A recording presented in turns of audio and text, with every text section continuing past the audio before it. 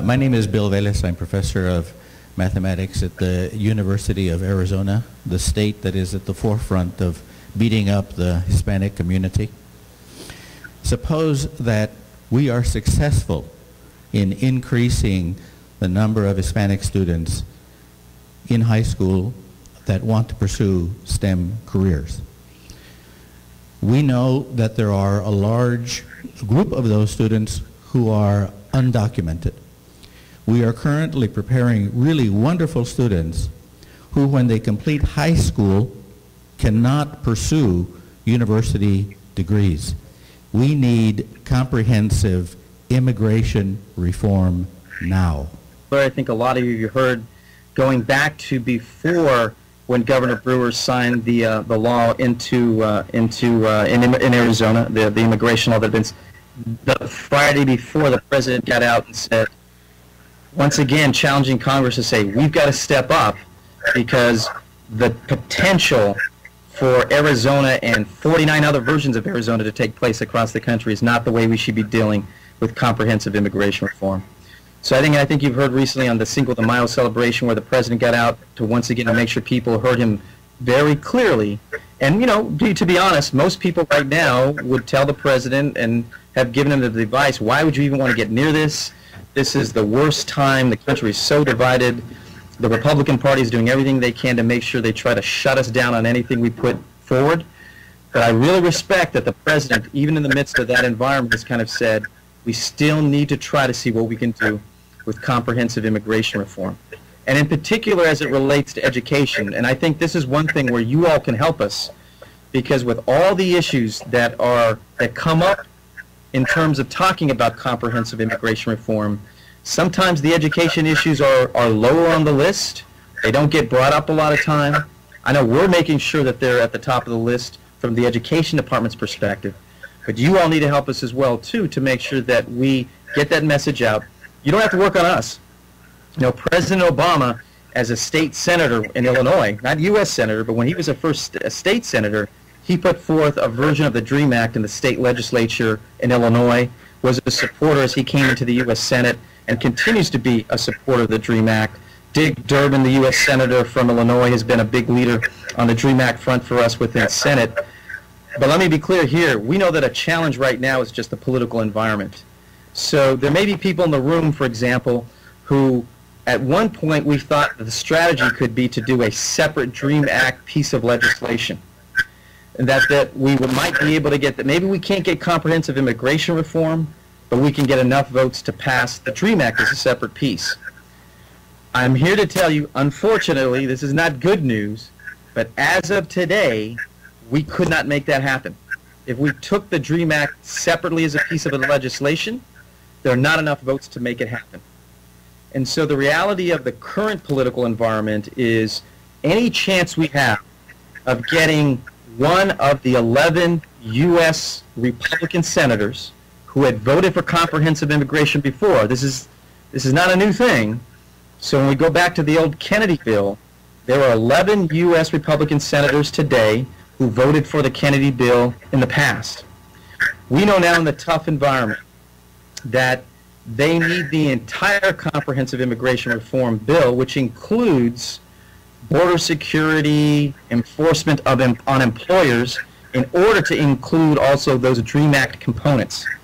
And the President and the administration, we support the efforts that Senator Schumer and Senator Graham have been leading.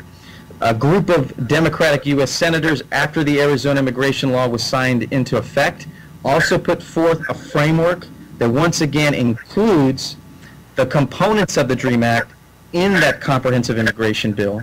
Because the President knows at the end of the day, our kids who are doing great in high school, they're doing incredible community service today, they're leaders today, they're not future leaders of our neighborhoods in our country, they're doing it today, that we need to give them the same ability to continue, and as a country, we need them to go on to give back their incredible assets that we're going to need to be the country we want to be in the 21st century. So the President's on board.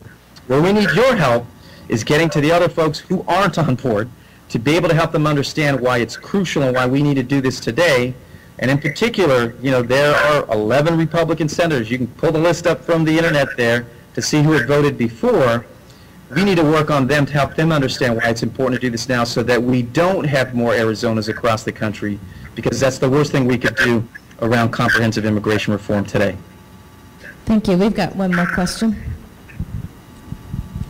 Hola, Juan. This is Laura Rendon. What I am concerned about, and as you know, we've been working on STEM issues now for 20, 30 years. This is not a new issue that suddenly appears on the horizon.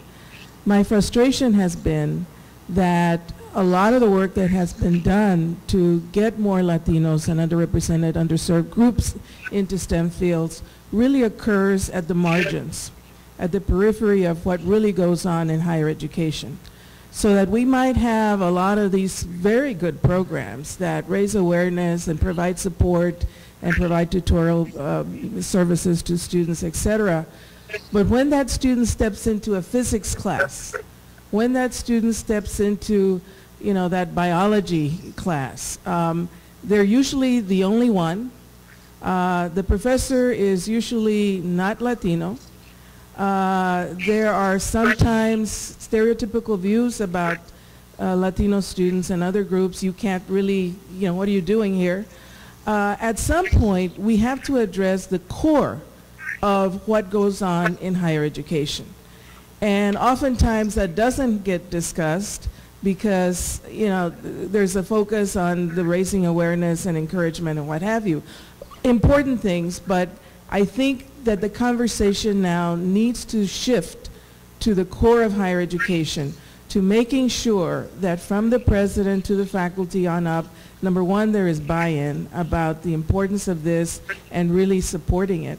But I'd like to know from your perspective and where you are now and the advocacy, the great advocacy work that you do, what do you need from us in terms of policy and practice recommendations to put this on the table of people that can fund and support at your level so that we can apply for these grants and so that we can now begin to seep in and make a really critical difference so that those students step into classrooms and know that, you know, they're going to succeed.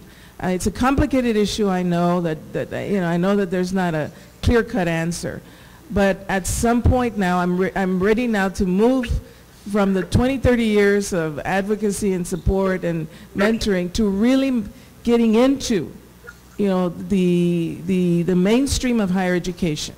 To be a part of it, we want you to be part of it. That's the first thing. Second thing is, I think you have some very specific opportunities right now that have just kind of come to the floor.